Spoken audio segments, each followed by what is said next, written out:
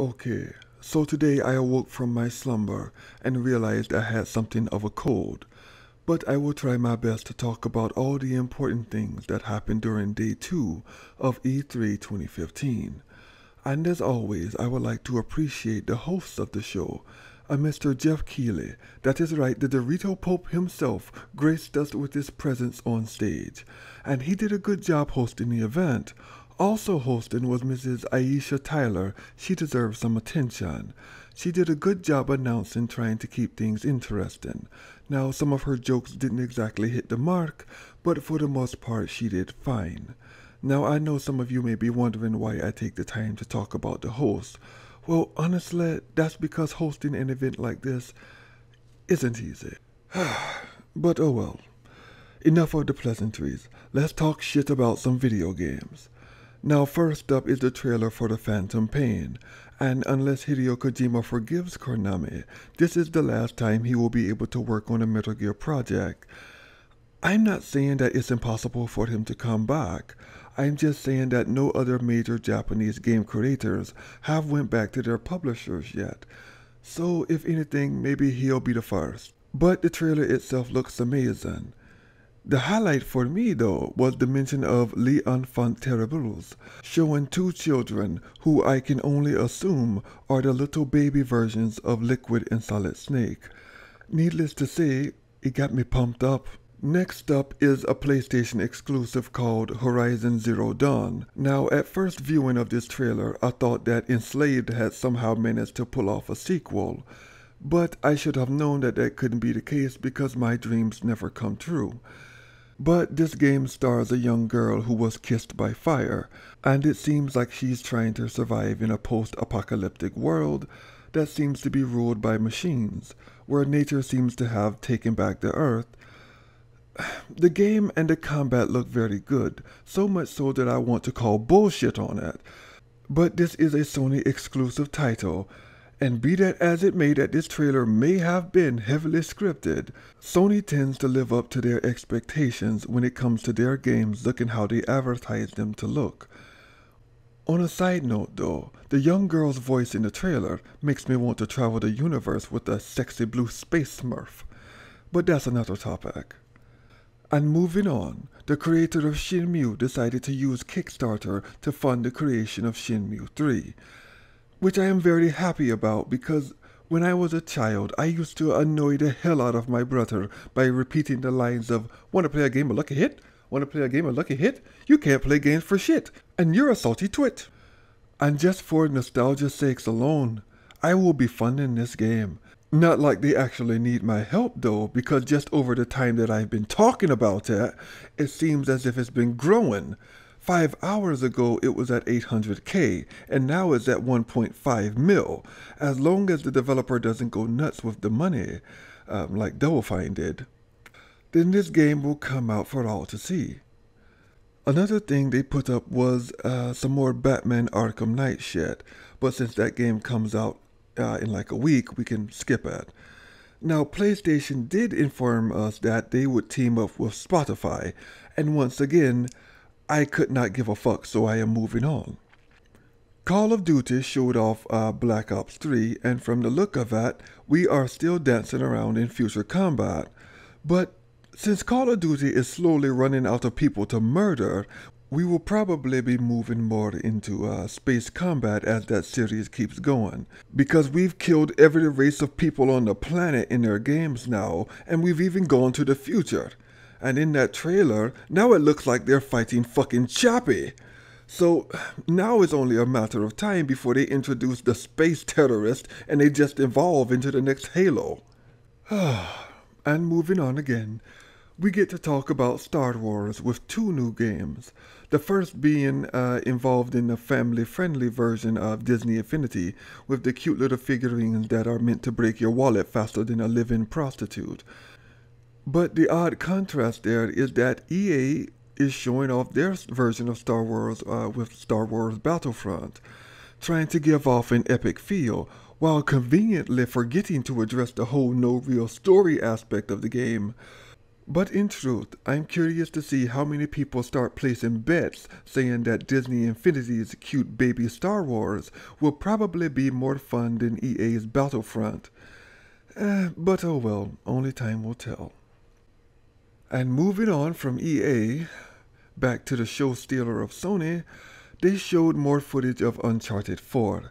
And the best thing about this trailer was that it fucking broke live on stage and they had to restart the game because they couldn't get Nathan Drake to move. Now some of you might be wondering, why is this important? This sounds like a bad thing. Well, that's because that screw up proved that they were actually playing the game and not just faking like they were with some CGI shit. I mean CG shit, I have to stop saying CGI. Now granted, it may have been on a computer powerful enough to open portals, but damn it if it didn't make everything seem just a bit more real. Anyway, the game looks nice as we see Nathan Drake performing more impossible acts with everyone's favorite Uncle Sully. Another happy thing that some of you might be interested in is that in a year's time, there will be a lot of TVs that people are going to strap to their heads. I just can't wait for the technology to advance so far that we will be able to put them in sunglasses and then weld those fucking sunglasses to our skulls, and then I'll be able to really live like I'm in Deus Ex. I wanted to talk about No Man's Sky, but I still don't know anything really about the game. One minute they were in space, and then they were on the ground, and then they were back up in space again. All I know is that I want to play it.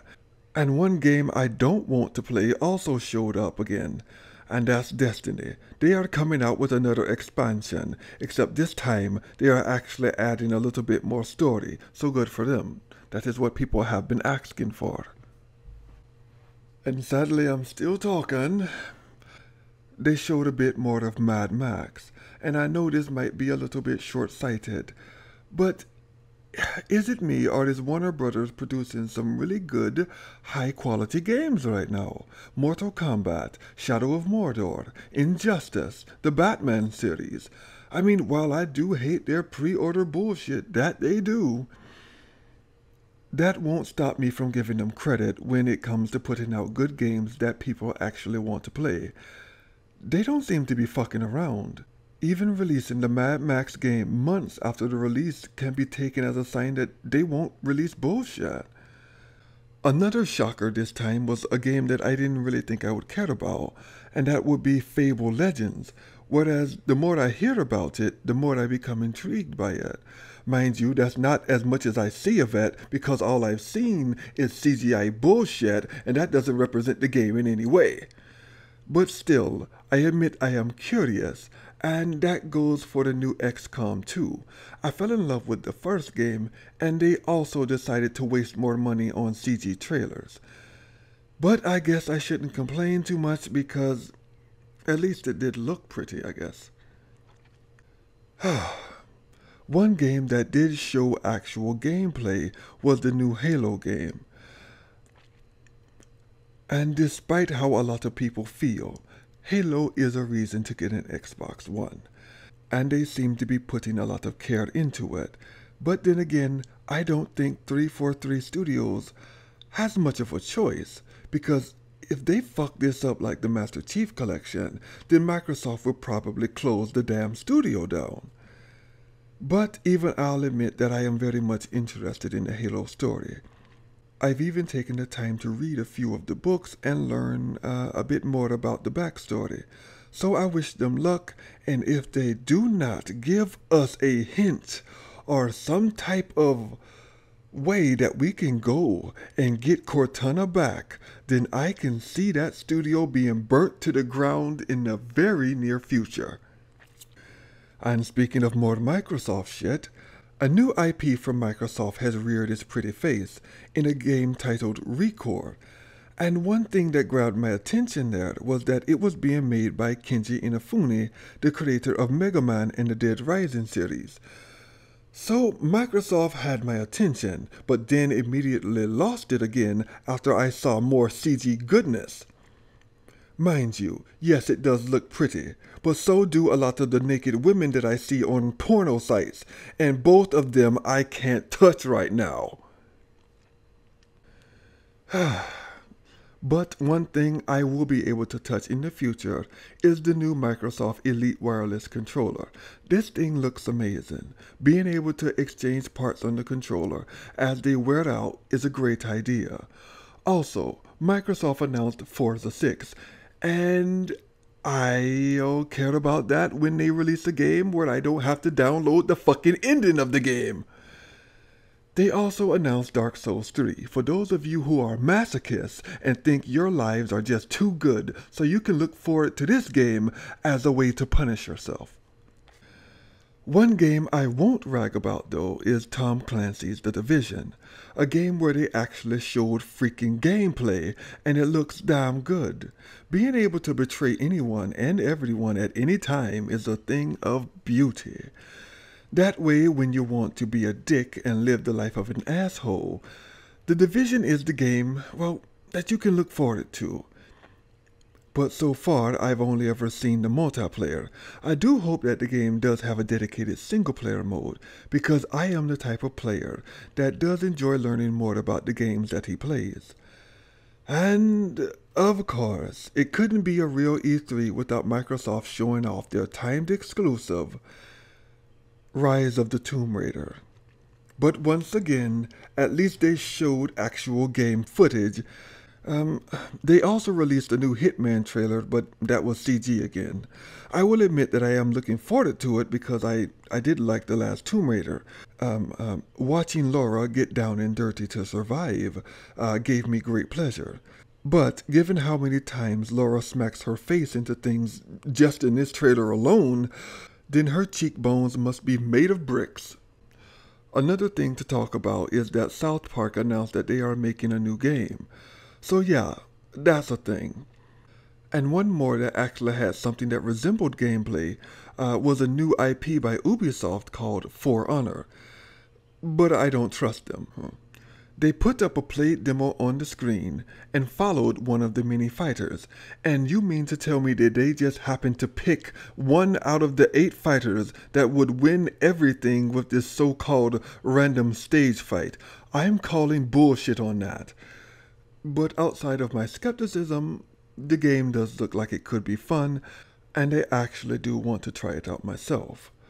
What can I say? I'm a sucker for what looks like good combat. They also showed an expansion for the crew, but I gives no fuck, so I'll be moving on. One racing game that did catch my eye though was Trackmania Turbo, and while watching the trailer, the only thing that came to my mind was, can I make the Mach 5? That's all I want. I want to be able to make the Mach 5, because this seems like the type of racing game that I'd enjoy. And afterwards, they showed a trailer for Assassin's Creed Syndicate, a game that I hope someone out there is excited for, because I haven't really focused on that series in quite some time. But considering that it's still going, I'd imagine that it's still doing well. But for me, the highlight of Ubisoft was a game called Tom Clancy's Ghost Recon Wildlands. A silly name, but from the trailer they showed, the amount of freedom in that game looks to be amazing. I have always liked the ability to choose how you want to go into a mission, executing it however you see fit, and this game seems to fit the bill quite nicely. But then again, this is a Ubisoft game, so we can't even be sure that the game will be released in working order now, can we? But that aside, it has gotten my interest, and that's what trailers and teasers are meant to do. Oh, fucking hell, how long have I been talking? And finally, I am almost done talking about all of the shit that happened at E3 Day 2. There's only just one more thing that I wish to talk about, and that's the confirmation that they will be remaking Final Fantasy VII.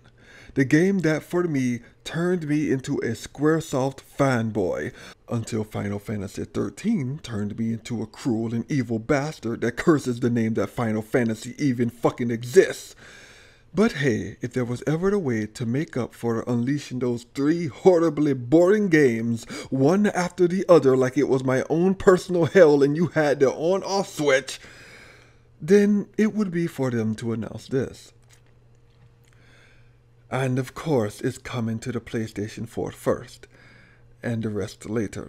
Because if there was one overall theme to today's E3's conference, it was Microsoft saying, oh look, we get Tomb Raider first, and then Sony turning right back around, flipping the middle finger at Microsoft and saying, yes bitch, but we get everything else first. Anyway, you all have a blessed day. And thank you for listening to me talk when I have to talk like this because I have a cold and I sound funny. You all take care, and hopefully by tomorrow or something my voice will be back to normal.